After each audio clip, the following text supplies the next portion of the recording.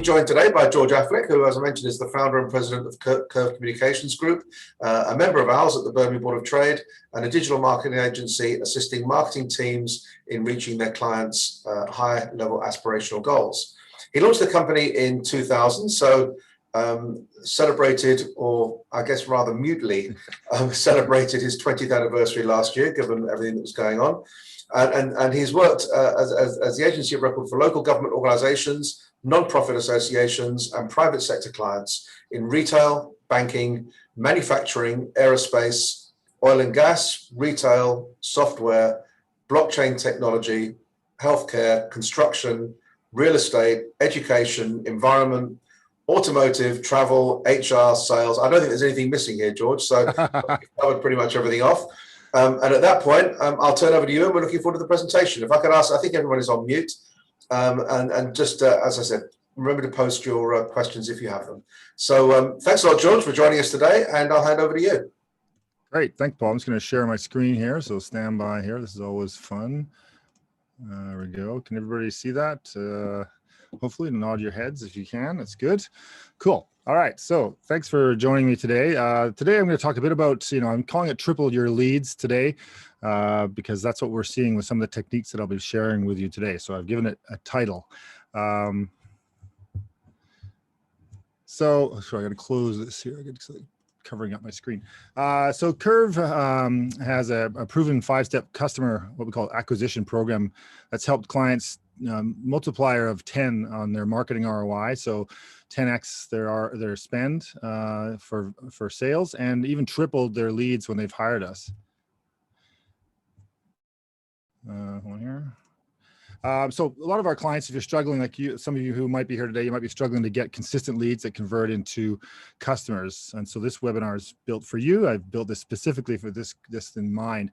Curve, we help small and medium-sized businesses, as Paul mentioned, a bunch of different sectors, get more qualified leads so they can focus on building a sustainable business for years to come. Quite often, as you know, as a business owner, you get stuck into all the aspects of your business, and it's important that you try to delegate and find ways to make things consistent and create systems that are predictable. And obviously lead generation, customers coming in the door, is a key to that. So that's what this presentation is about. By the end of the webinar, hopefully you'll know how to get more leads, nurture them through automation, have them booking appointments or showing up at your store or your retail space or whatever it might be, your restaurant, and know what your marketing ROI is. It's really important, and part of what we do is tracking that every penny that's spent and showing the value. And I'll walk you through all of that towards the end of the presentation. So a bit about Curve. Paul kind of talked about it, been around 20 years. That's me, of course. Probably I was also a politician, as you may know, in Vancouver for 7 years as a councillor. And this picture was actually used in my campaign. And when I knocked on doors, people kept saying, well, that's not you. Your hair is way grayer than that. So, lighting's important in marketing.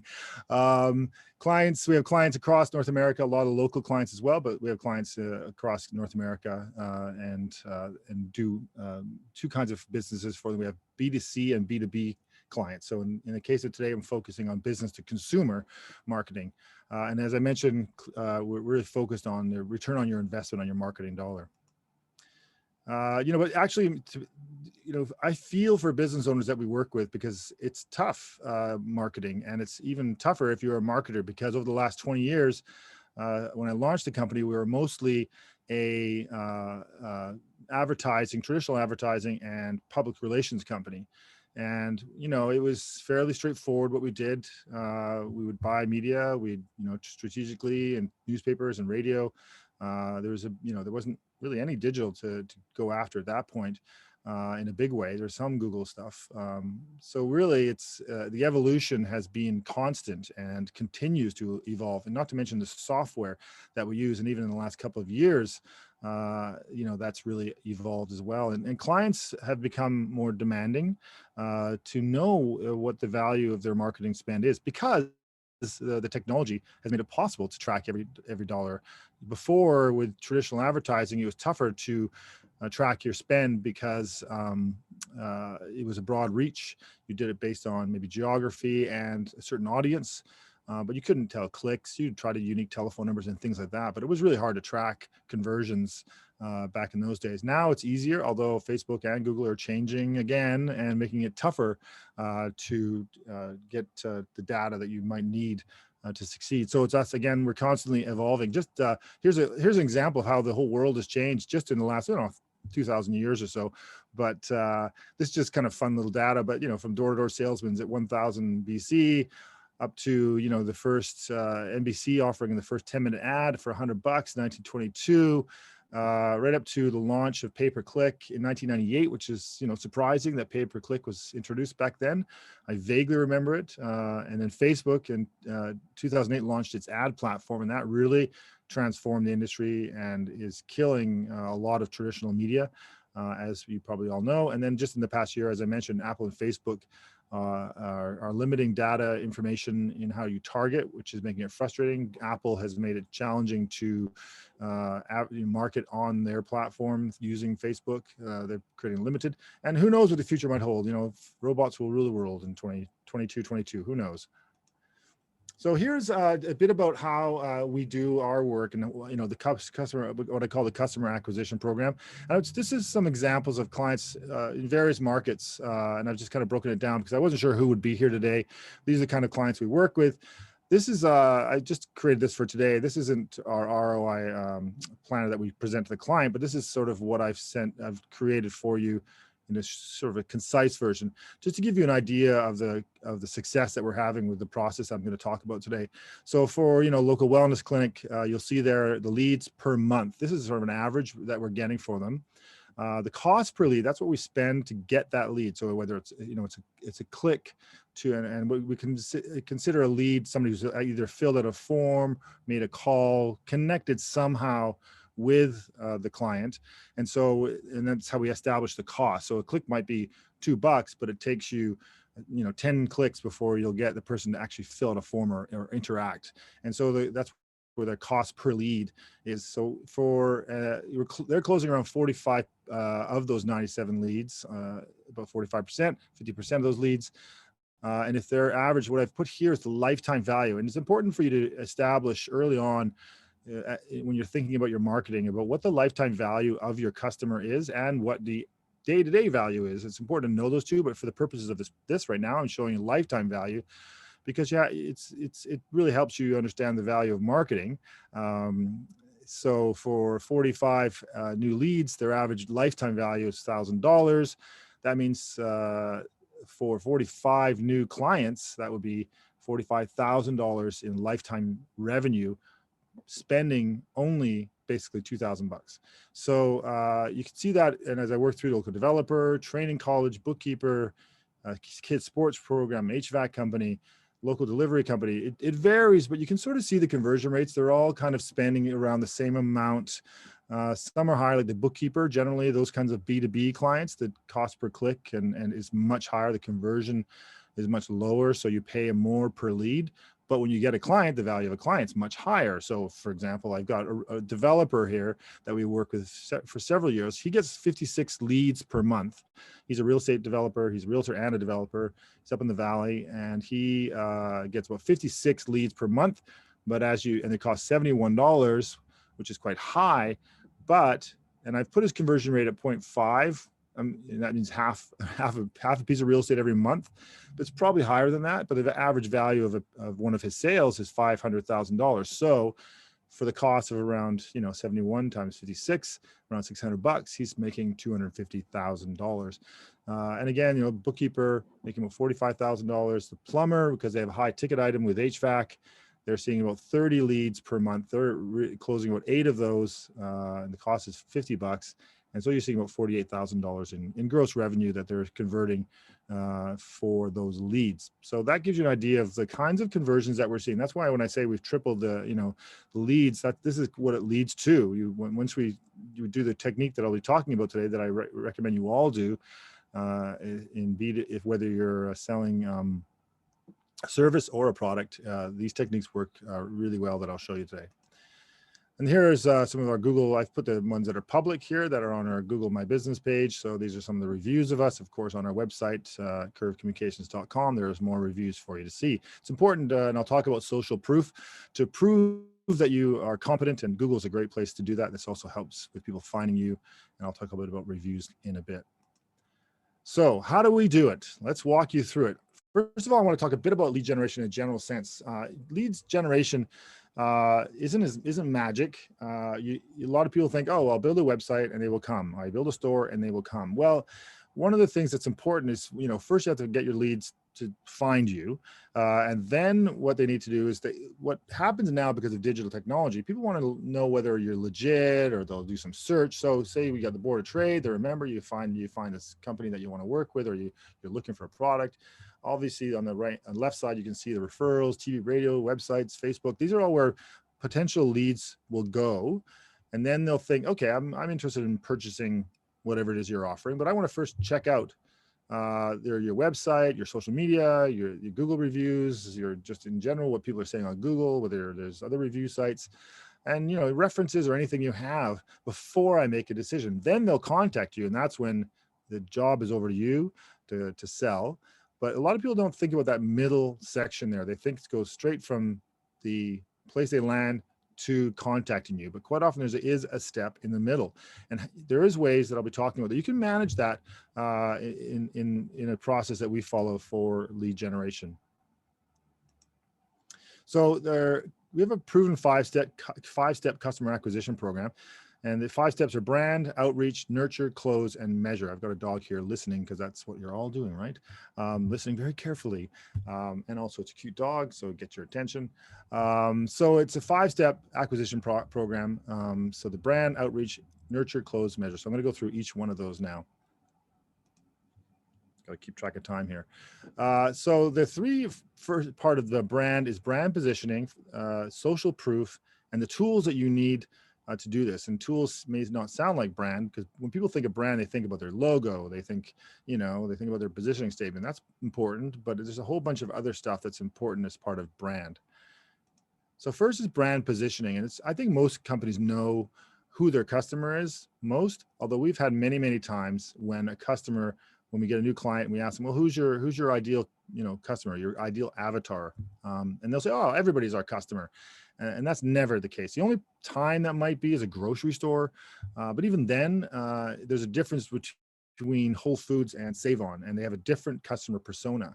So it's important for you to really identify your customer, and there's a reason for that I'll talk about later.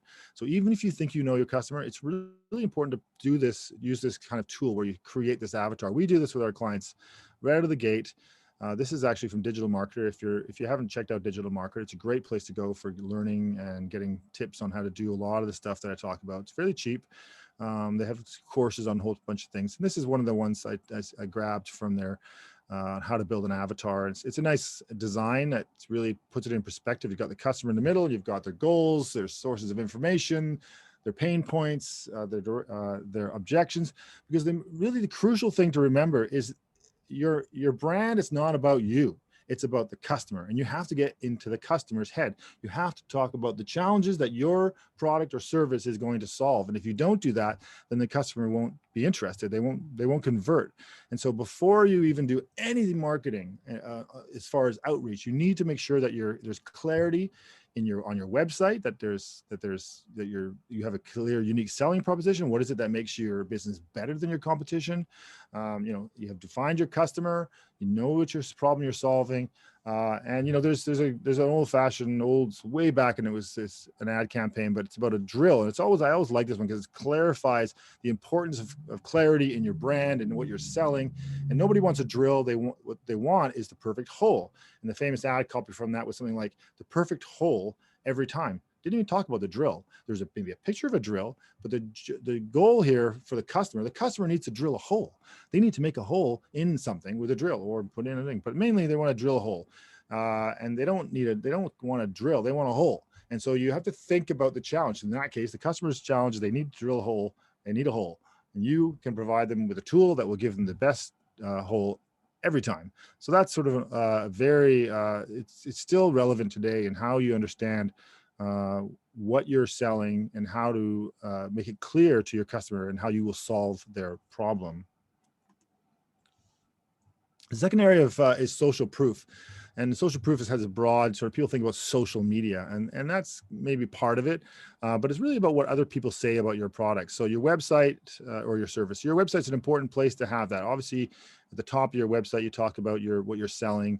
You have that, but then the second most important part is having other people talk about what you're selling. And so reviews on your website showing that social proof, that stuff that's out there in society, showing people why your product is the best.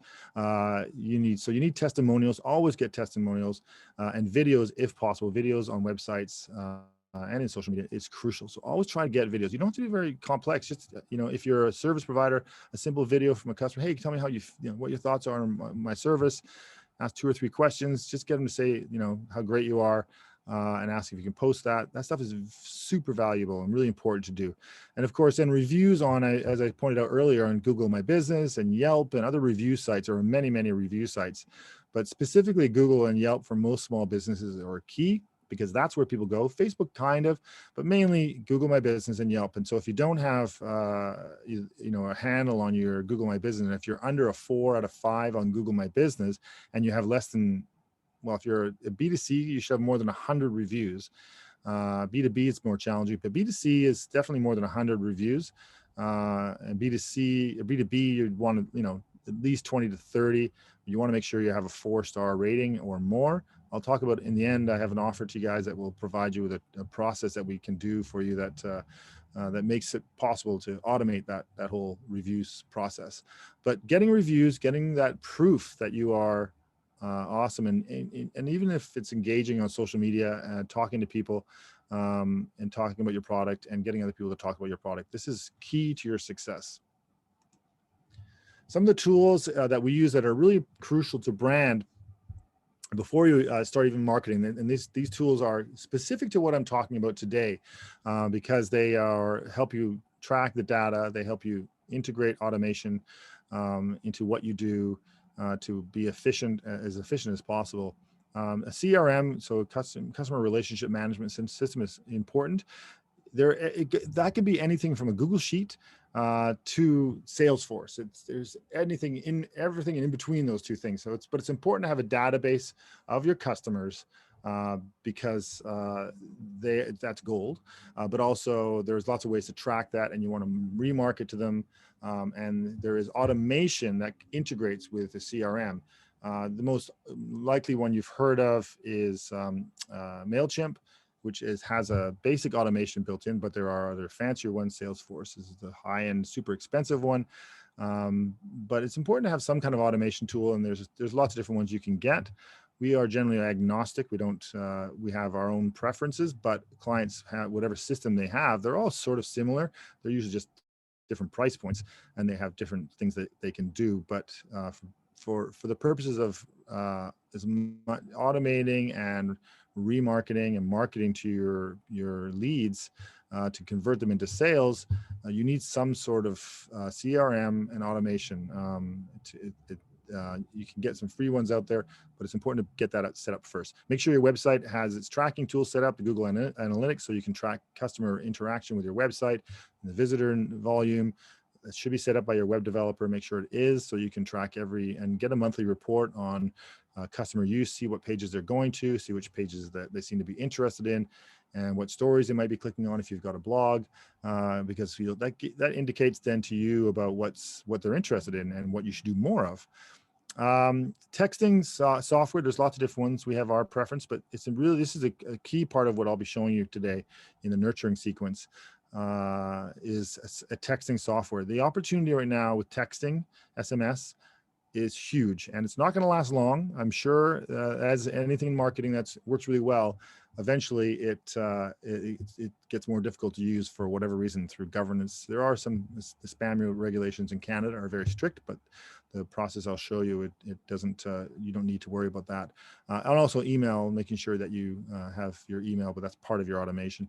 And then we also recommend that clients always get some sort of unique telephone numbers per ad. So I said earlier about traditional advertising and how you would track it, and unique telephone numbers was way, but now it's really, really cheap to do this. You can have a 1-800 number. You can have 10 phone numbers on each of your ads. They all go to the same place, but we use CallRail, and it's a great system for setting up unique telephone numbers per ad or per landing page, or if you're at an event or whatever it might be. So you want to track where these people are coming from, because this is all part of the ROI calculator that I'll be talking about. And that's the earlier slides where I showed you how I know how much money our clients are making based on that.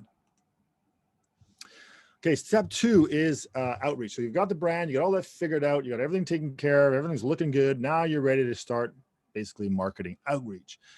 So the first thing we always talk about with our clients is some kind of compelling offer.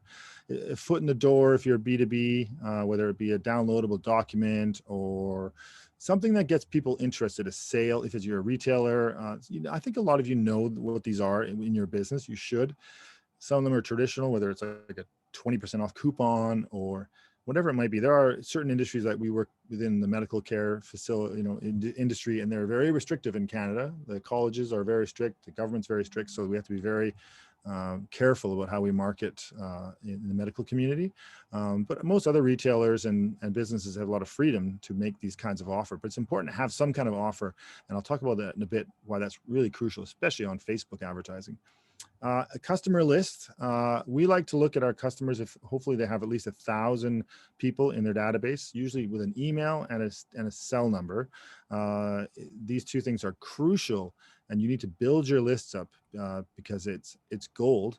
And as it becomes more and more challenging on Facebook and Google to advertise and data, your lists become much more important. So keep building your lists, build your lists, get people get their names, get their cell numbers, get them into your database, into your CRM, because this is crucial to remarketing and part of the SMS system that I'll talk about in a second. And then also it's important to know, once you've identified your customer avatar at the beginning, then as part of that process, you know which media they might be likely to be consuming. That's part of that process. So are they on Facebook? Are they on Instagram? Are they not on those places? Are they listening to maybe CKNW or are they on reading the Vancouver Sun newspaper? Maybe your audience is. Maybe your audience is not doing any of those things. Maybe they're just on YouTube watching videos. Maybe they're on on gaming sites. For the purposes of today, I'll talk a bit mostly about Facebook and Google, but any platform, you need to figure out where your customer is, and that's where you need to target your media, your advertising, because that's what it'll have the most impact. So the process we use is reactivating the magic of lists. That's why I talk about reactivating that list using your, and I'll talk about specifically about nurturing, but generally you want to reactivate that list. So what we do with our clients is we start our relationship with reactivation. So we take their list, we figure out the offer, and we send that offer to their list via text, generally first, also by email, but generally text. And we see, we're seeing with texting customers, so it's, hey, it's Joe from, Med Spa, Incorporated, and we're having a special offer. You haven't seen you in a while. We'd love to have you come in. Click yes if we have a great offer right now, or something like that. Click yes if you're interested, no, and then you actually can choose to stop as well in a text sequence. But we're seeing open rates of about 80% on texts, and we're seeing people saying no and stop. Less than 1% of people are saying stop on these things. You have to be very careful. You can only send about 20 or so a day, so you don't get called out as spam by the networks that supply that these texts go through. So 80% open rate is huge in marketing. I mean, email is generally, if you get 20 to 30% email, that's amazing. If you get in traditional advertising, if you get like 1% conversion or less than 1%, you're happy. In direct mail, it's 1%, less than 1%. So when you see open rate and interest at 80%, this is really, really good numbers to work from. So for the purpose of advertising, the main platforms we use is Google And I'll go back to the whole SMS stuff in a bit, because it connects with advertising. So we use Google, mostly Facebook and YouTube, but we also use legacy media like radio, TV, and print when necessary, especially some of our manufacturing clients that we work with, which is less relevant today. We do buy magazines, but that usually relates to buying, including editorial content in those magazines or a cover story, so you can negotiate some really interesting stuff that gives credibility to your company. So if that's possible, it's valuable. Industry magazines, boards of trades magazines, things like that, or any place like you can get your profile up in a sort of legacy media, it can be effective. But generally our focus is Google and Facebook, and then YouTube to a certain degree. And that's an evolving platform for sure, and underused. Again, remember to think about the customer intent. Google, I always like to describe the difference between Google and Facebook. If you think back to a newspaper, for those of us here old enough to remember those days when newspapers were pretty much what we picked up, had delivered every day. The front of the newspaper is kind of like Facebook, and the back of the paper with the classifieds is like Google. So the customer intent in the classifieds is very high. They go there for a reason. They're looking for something very specific. They will make the action is clear. They'll move quickly to make a decision. They're hot lead to make sure you take advantage of. Facebook is more like brand. It's the difference of the old school, media with print is in Facebook, you can have, you can track better, and you can click and have ads that are enticing that people will click through to, and be able to, you engage with the ad more than they would have. But it's important, the ROI on Facebook is lower than Google because the customer intent is lower than it is on Google. So, but the cost on Google is also generally higher than Facebook per click. Just on the advertising design side, that's a whole other course, but it's really important, and especially on Facebook, to show your personality, to show your team, to have real pictures. Most of our clients, we don't do too corporate looking ads. They're very real. They're kids in from the sports, or it's the owner or whatever it might be, or the customers. Try to make them as real as possible and show your personality. If it's products, then it's important to show those products, and there's lots of great ways on Facebook, especially to show products, as well as Google, although Google in the States is still much better than Google in Canada related to products, but there's still some really great stuff you can do with product and search and ads on Google. Social media, as far as outreach, we don't encourage. It's tough, especially Facebook. Facebook is more of a place it's called social media for a reason, and you need to be social to talk to people, to interact. I would say that the actual your followers on Facebook on your business page has less than that the posts that you put on Facebook, only 1% of your followers are seeing those posts, and so that's not particularly high reach, and it's intentional by Facebook because they don't want people to get stuff free. They want you to buy ads. And so our main focus with our clients is first spend the money, because you can track it, you can budget for it, but social media is important, but it's not going to get you the conversions and the able to track as well. But don't not do it, but it's certainly something that you mostly can do yourself. We do it for our clients, but not a ton of it because the ROI is hard to track. As I mentioned earlier, Google My Business, Yelp, making sure that your reviews, or get your clients or your customers to review you, review, positive reviews. And we've got a process that I'll talk about that can get you only positive reviews. SEO, I won't get too much into this. It's important, but again, it's organic. It's expensive to do. It's hard work, but there is ways with Google My Business and doing some keywords on your site with, especially if you're just a one-off store or business in a geographically specific area, you can have some success, but it's a lot of work. But you should be thinking about it, but it's not a focus for my discussion today. And then PR is always great. It's added value, and stories, opinion pieces, getting your products reviewed 100%. But again, it's really hard to track and really hard to get. So our main focus today is paid ads. Step 3, I'm just going to get a sip of water here. So this next step is what we call nurture. And this is where the gold is really for lead generation. So, getting a lead is one thing, and getting somebody to click on your ad and is one thing, but what they do when they get there. So the goal generally with our advertising is get the person to book an appointment or come through the door and be in your store. And so we have generally our nurture sequence goes like this. So the first thing we do have an enticing ad with a clear call to action. There might, get 20% off, click here for more information. What we want generally, especially when it's say with our accounting, bookkeeping companies or wellness clinics, we want to get them sent to we want to get them to book an appointment. But if it's retail, we want them in a store. But still, if we can get information from these people, so if you're a business consumer, but you're having people come to if you're like a clinic, you want information, so you offer some kind of discount. If you're a store, it's a coupon. How do we get people to fill out a form is the ultimate goal here. We want to get them to go add to form. Facebook has great forms, and this is mostly related to Facebook, but this does work on Google as well, depending on the ad and the word ad that you're using. The key though is to get information from the client so that then you can put them into what is a targeted sequence that comes after this.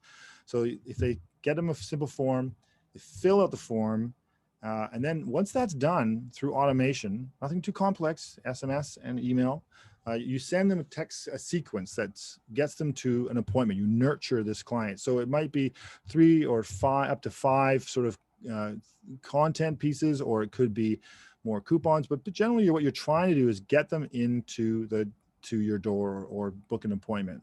And the beautiful thing with SMS, it can be like you're having a conversation, and it's all automated, but it's like this sequence that provides, thanks very much for downloading this form.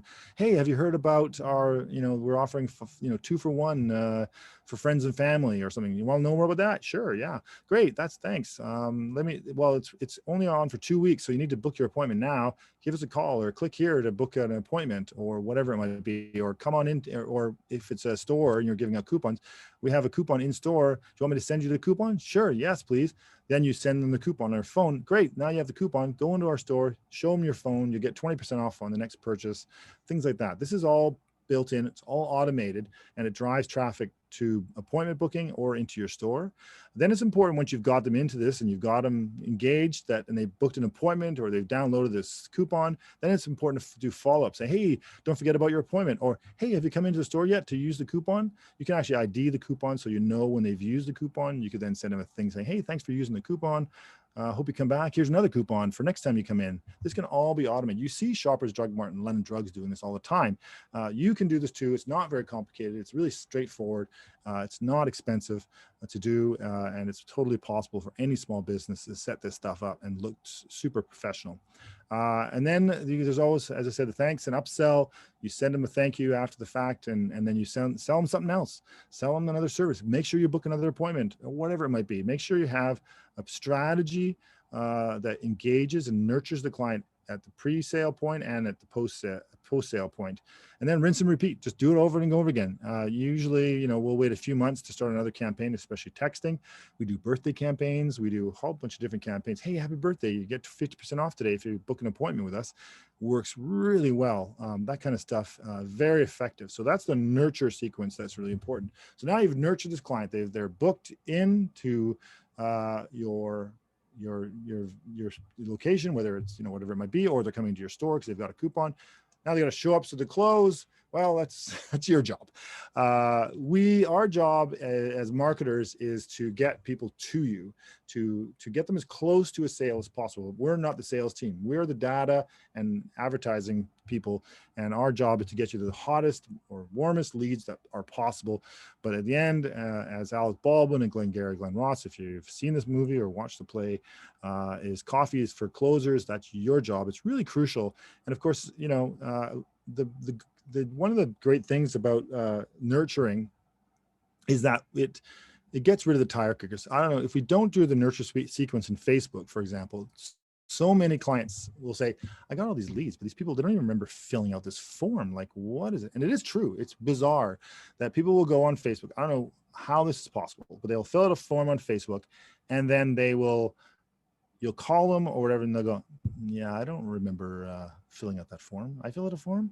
You're like, oh my God. So that's why automating that part and getting them as close to and warming them up a bit, so that if they are just a tire kicker or whatever they might be, you can weed them out, and then you only get the solid ones. But once you get them, it's your job to close them and make sure that you get them to act and buy your product or service. So this is, and the final step is measuring. And this is just we customize these generally per client a little bit. So depending on what the client wants to know, this is what we call our ROI tracker. And this is basically a, Excel or we use Google Sheets. And so, we have Google, Facebook, SMS, and then we have the budget, and then the actual ad spend, and we put the conversions. Button clicks replied yes to the SMS, so now they're into the system. Or if it was a phone call, we can track that. And then we do total conversions. So that's all the leads that we got through our ad campaigns, whatever medium it was. And then we have the client fill this part out. Total, we want them. They don't always do it, but we try to get them to as much as possible. Give us a rough number of close or a percentage or something of closed sales, that how many of those clients that we sent you, that you filled out the forms or went into your store, used the coupon, how many of them did turn into customers, put that in there.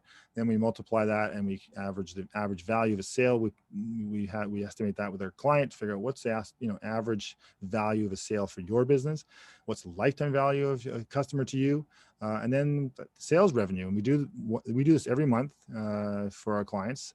And it's in real time. It's available to them to look at anytime, and it justifies their ad spend and their marketing, and it makes them feel good about, okay, I'm getting a good return. As I said earlier, showed you earlier on some of the revenue that $2,000 in advertising is getting, $45,000 in lifetime value from a customer. That kind of ROI is important to remember.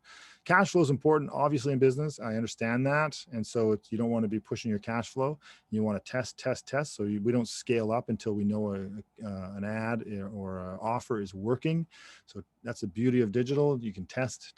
So we do multiple testings of multiple ads, colors, pictures, whatever, and then once we know one's working, then we scale up, because if it's converting at $5 a day, and you know what the conversion rate is and what you can sell at $5, you can make that assumption until you've maxed out in your market that the multiplier is there. If $5 works, then $20 will work the same way until it stops working. And then you always be preparing for your next campaign.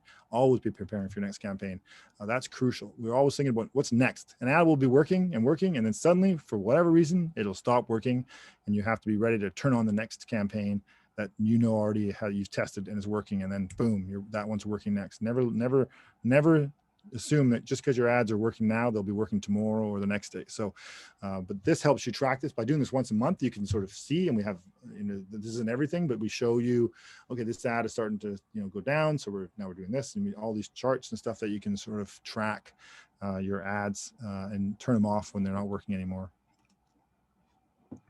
So this 5-step acquisition program is brand, outreach, nurture, close, and measure. And if you follow this formula as a business owner, pretty sure you'll feel like you want to lie in a hammock, because you'll be so relaxed now, because leads are coming in, you're cutting sales, you're making more money, lots of money, you're drinking wine at the beach, and you're hiking in the woods. So why wouldn't you want to do this?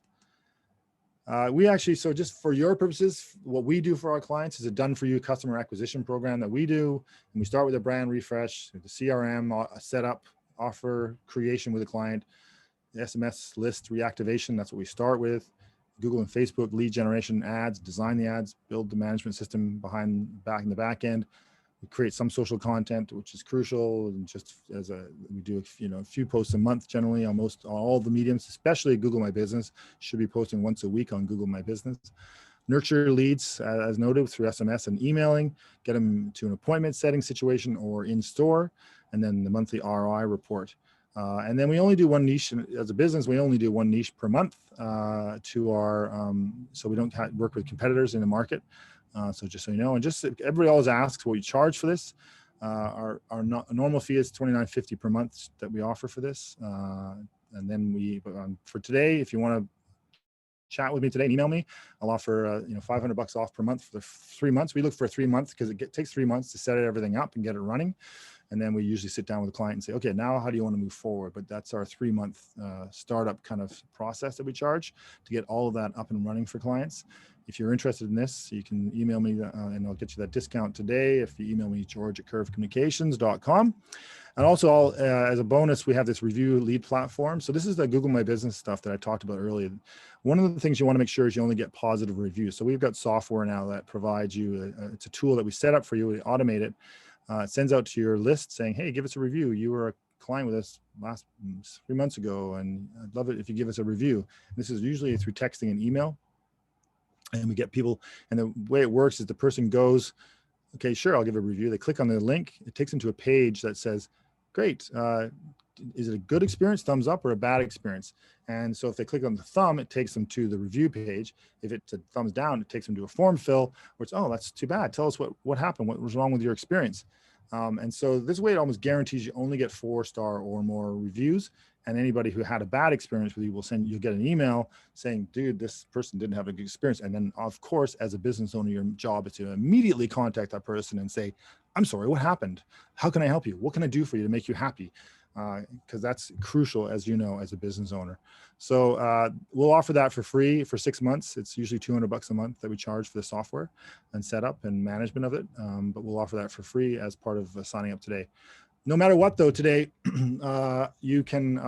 We're willing to offer you. If you email me, I'll do a free competitive analysis of your market. So mostly on your Google My Business page and looking at some of your competitors, 3 to 5 competitors, seeing what they're doing, and we'll provide you with an analysis of that. So I'll do that for free for you if you email me. No charge for that. Plus, you're all going to get a free copy if you email me, George at Curve Communications. I'll send you a copy of how to get exposure on Google through Google My Business without paying for it. So it's a actually step-by-step guide that you can just follow to improve your Google My Business page, which you should do. It'll show you exact steps that you need to take to get have the best Google My Business page. And if you don't know what Google My Business page is, that's when you do a Google search, and at the top there's all those companies that come up, and it's the addresses, and you see the star ratings, and you don't know why are some companies higher than others? Like, why is that one up there and that one's down there? It's a whole bunch of things related to algorithm of Google. Part of it's reviews, part of it's content, part of it's how you tag your photos. Part of it is content that they say you should put 1 post per week on your Google My Business page. Doesn't have to be very long. Those are key parts, and as well as some other things. And that this book that I'll provide you for free shows you exactly how to do that. So you can just follow this ABCD process and get your Google My Business. So just email me if you want any of those things that I've talked about, George at curvecommunications.com. And that is it. That's it. Paul, back to you. Questions. I'll stop. Well, George, excellent. Thank you. So don't forget, everybody, if you'd like to ask some questions, please post them on the in the chat function at the bottom. I've got a couple of questions just wanted to jump in on. I guess kind of managing your own expectations and understanding what you could or should expect to achieve from any of these campaigns we've been talking about could be quite a key part of it, because for most of us, I guess, we're not ourselves experts in a lot of these areas. And you can find yourself going down a path of expenditure and of investment and what have you, without necessarily knowing, what should I expect? Yeah. So is it a question of the providers, such as yourself, being totally upfront with what you would expect, or is that not something you do just in case? Well, yeah, it's tough. There is ways, because I've been doing it for so long, we're pretty, as you saw with some of the data, we know we're pretty confident in the conversions that we can get for most small businesses now. And so it's good to pay somebody, but the bare minimum anybody should be doing is certainly getting your AdWords set up. If you're a company that people are searching, you 100% need to have your AdWords set up. Not being on Google AdWords, which is just called that Google Ads now, but the text ones, that you can have set up. And if you're not a particularly complex business, and your ad, you're offering fairly predictable services, nothing changes much. You can have that set up fairly easily. We do have a price just to set up your AdWords, and I can talk, if anybody just wants that set up, we can do that. And then we show you how to turn them on and off. When you want to turn them on, turn them off based on your budgets. And we do that for Facebook as well. It's really about monitoring. The difference between Google and Facebook is Facebook is a lot of finesse. It's not, and Facebook is insanely challenging because its bots rule the day on Facebook. You probably have heard so many people whose Facebook pages get shut down. They don't know why. Their ad, or their ads get turned off for, and you don't know why. And frankly, neither does Facebook. You contact them, and if you get hold of a person, which is not likely, they'll say, "Oh yeah, we don't know why that happened. The bots must have done it." You're like, "Oh, for God's sakes!" So that happens. That's happening more and more. When the pandemic started, Facebook cut its customer service staff like hugely, and you really notice it we noticed it as an agency handling 30 40 clients on Facebook. We noticed the difference in things. So but Google, you definitely, you should be on there, bare minimum. Most small businesses should be spending about $500 to $700 a month on Google search in their market, is generally what we recommend, if not more. And then tracking those leads, and then if they convert, spend more. Yeah, thanks. We just had a question that just popped up about Google reviews. And what are your thoughts on when they get removed without you being notified? Was it a good review that was removed or a bad one? Because I can never get bad ones removed. It seems like really tough. It was probably removed by the person themselves for whatever reason. Generally, Google doesn't pay much attention to the review site, as far as, because I've tried to get negative reviews taken off and it's impossible. So likely it was the person themselves who removed it, not Google, unless it was some sort of anomaly, and that does happen when things just break and weird things happen. Unfortunately, you just have to, if you remember who the review was from, just ask them to do it again. That's the easiest thing. It's again, most of these things are run by bots and they do weird things sometimes. I haven't heard that happening very often with Google reviews, but you definitely want to make sure if people, it's always good to respond to reviews, bad or good. That also is important for the algorithm to say thanks or whatever on your Google reviews. Thanks, George. So the clients didn't. Then it's probably an anomaly. I would say you just get them to do it again. Excellent, George. Appreciate it. Okay. Can we chat a little bit about text? Because I think we're all hearing a little bit more about using texting for a number of different purposes, whether it's engagement, prospecting, onboarding, or whatever it might be. Yeah. Couple of questions, I suppose. One is, does texting have the same rules as email when it comes to anti-spam laws? And do you have to go through the same processes when compiling a text database? And also, what are your thoughts on the different level? I know you talked about the open rates, which I guess to a degree answers my upcoming question, but a lot of people you talk to say, well, I might find it intrusive if a business randomly starts texting me. I may not be comfortable with that. Yeah. So the first question, the real, the spam laws are inclusive of texting for sure. But generally what we do is we do it to a list that you already have. Now I know that spam laws in Canada are quite strict about, even if it is a list that you haven't had prior approval to. With texting though, what you're doing, what we do is hey, it's Paul from the Burnaby Board of Trade. We're doing this thing. Hey, and then we also put in there, by the way, if you want to learn more about this, we put a little disclaimer in the first text about stopping it and about where they can learn more about this. And there's a link to the spam laws. So if they want to go there, we're transparent and we're trying to follow as much process. As far as complaints, literally, I think I said less than 1% of stop. It's been surprisingly positive in our experience over the last, we've been doing it for about 2 years now. The number it's so minuscule of people who are saying, please stop, don't send me this stuff.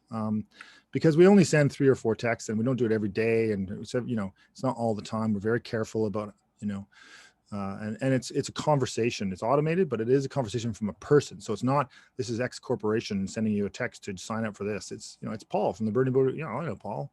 Yeah, I met Paul. Sure. What do you want, Paul? And are there certain things where you've seen texting being particularly effective, and are there certain areas where you'd say, I wouldn't be using texting for this kind of either engagement, prospecting, outreach purpose? It seems to be working right now in every sector. I would say, larger manufacturing and stuff is a bit tougher, but even then we tell our clients in that sector to use it, maybe not automate it, but certainly be texting people. They don't feel most sales guys don't feel comfortable doing it directly. I don't know why. They just feel, oh no, I'll pick up the phone, but but in the small business sector, it's gold. It's gold right now. So take advantage of it while it's still possible, because it's amazingly effective. But really just do it to people you think that you kind of already have a bit of a relationship with. Yeah, and as I mentioned, after an ad sequence, so somebody signs up for an ad and you put in there, you're going to get a text. You follow the spam regulations on advertising. So this person now is engaged with you to say, yes, I would like more information. So the information is coming by text. So the text sequence from ad to form to text is a transparent process, and that's completely okay with the spam regulations. Okay. Just the avatar process you went through to establish a client type. Now there'll be some businesses where their products are so niche or focused that it'll narrow itself to one avatar. Mm-hmm. Presumably there are some businesses out there that could have multiple. Yeah. And how do you kind of go through that process of prioritizing what might be multiple? Yeah, well, I mean, you start with the ones that are most profitable. And so you look at your data and you try to figure out if I have 10 avatars, but which were the top 2 that bring in the most money. I mean, that's generally how I approach it. Like, we don't want to do 10. It's too hard. You don't have money to spend on 2 or 10, but you might have enough money to spend on 2 avatars. And it clarifies, one of the things with avatars that people don't think about, it's not only on the sales side, but it's also on your HR side. When you're hiring a salesperson or a sales staff, if they understand who your customers are, it also helps you understand who to hire to interact with that customer. Okay, this 18-year-old kid's not going to connect with this 45-year-old, person that's whatever. I mean, it really helps you on so many levels with your business. That's why we encourage our clients to use it, and especially in sales. If you've got that avatar literally on a wall and you're doing cold calling, that kind of stuff, like, this is your persona. Think about this, how he lives his life. When you're talking to him, he or she is, is a boater, or reads these magazines, or is on these websites, or plays a game, I don't know, whatever it might be. You can actually ask leading questions, and you'll see that they're into that. It's a great way from that point of view. But generally, narrow it down to the ones and you should know which ones, even if you're guessing a little bit, what clients are your most profitable. Yeah. So we got a question here from Crystal, who's with Fantuan Delivery, mm-hmm. The Asian food delivery company based here in Burnaby, and of course a member of ours and operating in 40 cities across North America. They're looking to launch an English version. So the question is, in this kind of, as we move to a post-COVID period, what are your thoughts on the balance between online and offline marketing for a tech company like theirs? So I'm sorry, what are you selling? You're selling food online, or what is it? It's Fantuan. It's a food delivery. Well, I mean, I guess defining what offline means, in the case of, generally, it depends on your persona, that your avatar, that you have your customer. Because if your customer is consuming traditional media, is reading newspapers, then that's something to look at. But digital, and certainly Google, and then looking at Facebook, but certainly Google and YouTube are great platforms. But if it's B2B and you're required to actually talk to people and sell, again, it comes down to lead generation as a tool, using digital for lead generation, and then manually that process for certainly on B2B, if that's what we're talking about, or B2C. It's the sale process is your process. We work with our clients and helping them with their sales processes, especially when I mentioned CallRail earlier, which is a phone system. You can have it record the calls, so you can track and see how your salespeople are doing, if that's what they're doing, if they're doing outbound calls or inbound calls. But digital, the data that you can collect is like unbelievable for you to, and if you're in multiple markets, you test one market. Generally, what works in one market will work in most other markets. Generally, I mean, there are some styles and ad designs that might need to be revised, but we scale up as our business does in certain niches. We're niched in the wellness sector, wellness clinics, and we know what works for the wellness clinics and converts every time, and we're scaling up in that area. because we know what works in every market, and it works in every market. Right, thank you, thanks. And I think we've got time for one last question. I was going to ask you about the call to action, which obviously is a key point in this whole process. Have you got any tips on what does and doesn't work as a call to action? Because I'm assuming that if the call to action is too onerous, it may work against you. Yeah. Keep it simple and test. You want to make sure that whether it's a landing page, so you're sending people from an ad to a landing page, or if the call to action's in the ad, just test it. Is it learn more, act now, simple stuff. Just click here. They do work. It seems like, oh, I don't use that. That's used all the time. If it's used all the time, it usually means it works. So don't try to be too fancy. I think a lot of people feel like, oh, I can't do this the same way as everybody else. Why? Of course you should. It works. Yeah. The beautiful thing with Facebook, you go to the Facebook ad library and you can actually see all of your competitors' ads anywhere in the world. So go on to Facebook's ad library, just Google that, click on that, and you can look up all your competitors' Facebook ads, and you can steal their stuff. It's totally fine. Facebook's totally transparent with the ads that everybody else is running. Very effective and very helpful. And you can actually see if the ads are have been running for a long time, or like 2 or 3 months for your competitor in different markets. Say, I wouldn't look at your market, look in a different market. That probably means that ad is working. So look at that ad, look at its call to action, see if you can, go to their website, see if you can find that ad live and see what the process is, and look at that process and use that as a example and inspiration for your own ad campaign. Thank you. Thanks a lot. That was great, George.